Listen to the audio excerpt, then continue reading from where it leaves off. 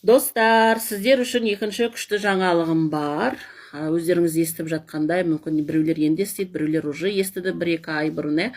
Қазір енді Ұлыбританияға маусымдық жұмысқа бару да және туристік визада басқа түрлердің барлығы e-визаға ауыстырылады. E-виза дегеніміз бұл электрондық виза түрі.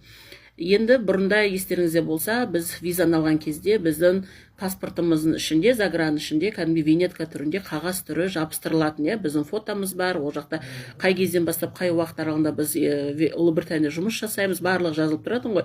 Енді 25 ақпаннан бастап көбілеріңізде өзгеріске байланысты енді загран паспортта ол жабыстырылмауы да мүмкін, яғни сізге биометрияға өткеннен кейін бір аптаның ішінде UK Visas and Immigration дегеннен почтаңызға хат келеді, яғни ол жерде сізге электрондық виза либо одобрен, отказано, отказ болса тағы да қосымша ақпараттар сұрайды сізден документтерді.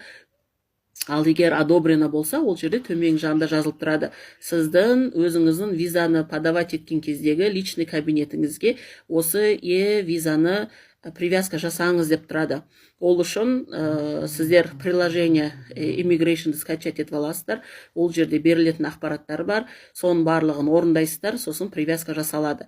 Ол не үшін қажет? Сіздер енді Ұлыбританияға кірген кезде, терминалдарын өткен кезде электрондық виза арқылы тез өтесіздер. Ол бір. Екіншіден, көбілерін біздікілер 25-те барғандарын бәрі біледі. Көбілері револют аша алмады, мысалы басқа да аша алмады.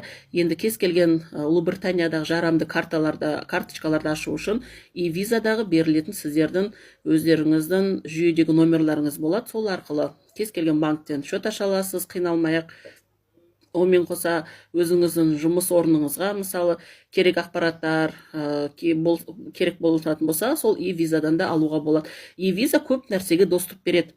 Сондықтан бұл үлкен жаңалық. Және де бұл тез шешім шығарылады электрондық виза болғандықтан.